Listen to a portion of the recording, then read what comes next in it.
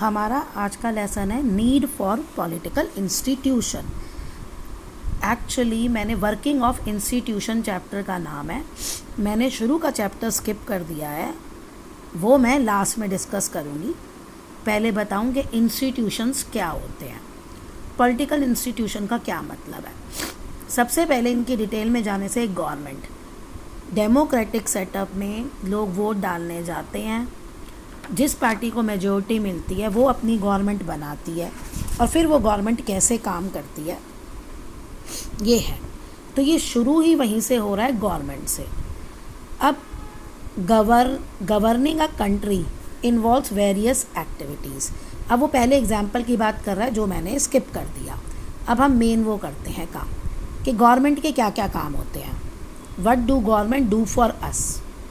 तो इसका आंसर है the government is responsible for ensuring security to citizens and providing facilities for education and health to all. तो government जो है वो सिटीजन्स की, नागरिकों की सिक्योरिटी को इंश्योर करती है। सिक्योरिटी कि हम जब रहते हैं एक कंट्री में तो हम खुद को सुरक्षित महसूस करते हैं।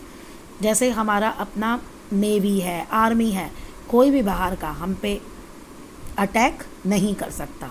या विद इन अंदर जो हमारी कंट्री के अंदर है, हमारी पुलिस है, गवर्नमेंट जो लॉ बनाती है वो हम सिक्योर रहते हैं। और गवर्नमेंट हॉस्पिटल्स भी खोलती है और स्कूल भी खोलती है for ensuring us education and health. अब ये सब काम करने के लिए गवर्नमेंट को पैसा चाहिए, तो वो पैसा कहाँ से आता है? It collect taxes and spends the money thus raised on administration, defence and development programmes.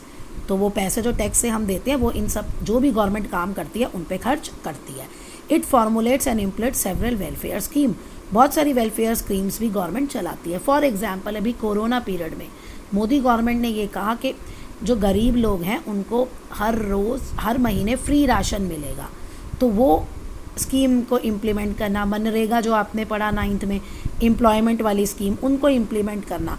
तो जो स्कीम इम्प्लीमेंट करती है उनको भी क्या ये स्कीम इम्प्लीमेंट करनी है, कब करनी है, कौन सी करनी है, लोगों की जिससे प्रोग्रेस हो, तो वो भी गवर्नमेंट ही करती है।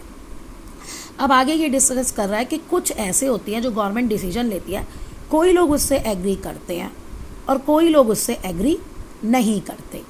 मतलब ये नहीं पता होता कि भाई इम्प्लीमेंट करने, डिस्प्यूट अराइज होता है कोई भी डिसीजन में और उसके इम्प्लीमेंटेशन मतलब काम करने के बाद तरीके में, तो क्या गलत है क्या सही है, ये कभी कभी इशू राइज हो जाता है। और अगर ऐसा कोई इशू राइज होता है, कोई भी कॉन्फ्लिक्ट राइज होता है, तो वो कौन सॉल्व करता है? हमारी जुडिशरी, हमारे कोर्ट।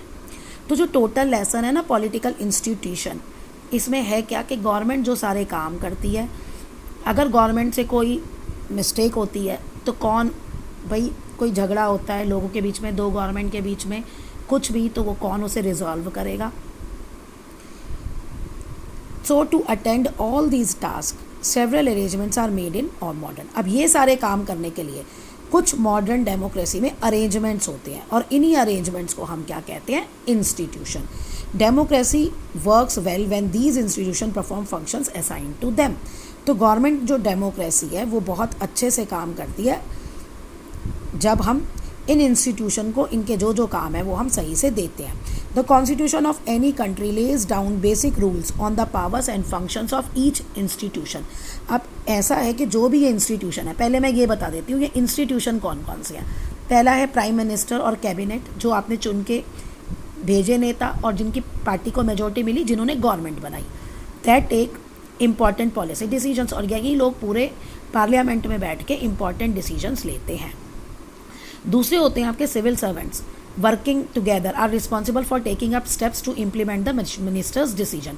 अब क्या है, पार्लियामेंट में बैठ के डिसीजन तो ले लिया, लॉ तो पास हो गया, और इसको इम्प्लीमेंट कौन करता है? सिविल सर्वेंट्स, IAS वगैरह। तो वो मिनिस्टर्स के साथ मिल के करते हैं। मिनिस्टर्स क्या है?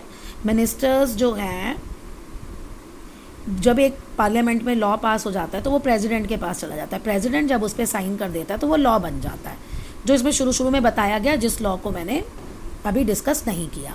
तो फिर उसके बाद जो रिक्वायर्ड ऑफिसेज होते हैं ना, वहाँ ये लॉ चाहता है कि इसको इम्प्लीमेंट कर दिया जाए। तो वो जो देखते हैं ना, वो सिविल सर्वेंट्स देखते हैं ये सारा काम। और फिर अगर कोई डिस्प्यूट आता है सिटीज़न और गवर्नमेंट के बीच में, तो वो फाइनली कहाँ सेटल होता है? सुप्रीम कोर्ट में।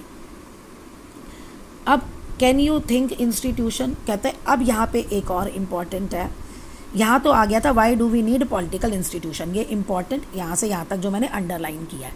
फिर इंस्टीट्यूशन कौन कौन से हैं? Define the political institution of a democratic setup, वो ये वाले आ गए आपके।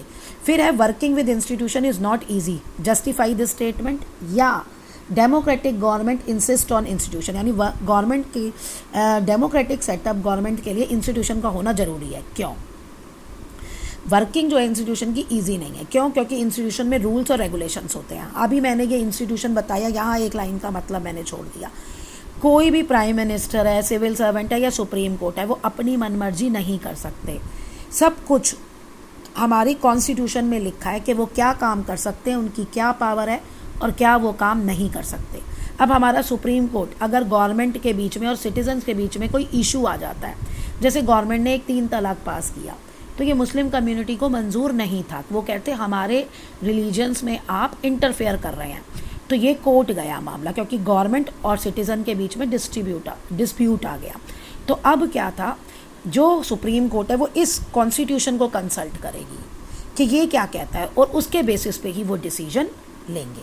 तो कॉन्स्टिट्यूशन का ये जितने भी हैं, इन सबको विद इन कॉन्स्टिट्यूशन में जो लिखा है उसके अंडर ही काम करना पड़ता है। तो दैट्स वाई यहाँ लिखा है कि involves rules and regulations, this can bind. अब ये लीडर्स के हाथ बांध देता है।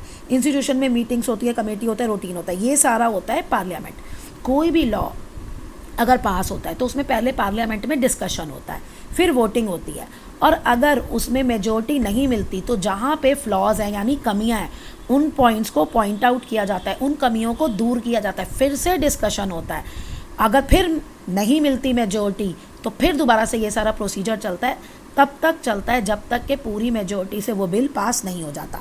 तो ऐसे में क्या होता है कि डिले आ जाता है, डीलिंग जो है डिलेज एंड कॉम्प्लिकेशंस हो जाते हैं। तो इसलिए डीलिंग इंस्टीट्यूशंस के साथ फ्रस्ट्रेटिंग है, कहते कभी कभी फ्रस्ट्रेट कर देता है ये। लेकिन वो कहता है ये बेटर है कि एक पर्सन, कहता है अब ये सारा सिनेरियो देख के हमें लगता नहीं है कि एक ही पर्सन हो जो सारे डिसीजंस ले ले, जैसे एक मोनार्की में या डिक्टेटरशिप में होता है। नहीं, वो सही नहीं है। क्यों? क्योंकि this is not with the spirit of democracy. तो अब क्या कहता है, कुछ डिलेज और कॉम्प्लिकेशन यूज़फुल भी होते हैं। क्यों? क्योंकि इतनी डिटेल्ड और इतनी डिस्कशन के बाद जो डिसीजन बना वो सब लोगों को एक्सेप्ट होता है। Opportunity for a wider set to be consulted in any decision, लोगों को कंसल्ट करना, और गुड डिसीजंस होता है जो जिसमें कमी नहीं होती क्योंकि वो इतने डिस्कशन के बाद बना है। तो but they also make it equally difficult to rush through bad decision, यानी गलत डिसीजन नहीं होगा। That is why democratic government insist on institution.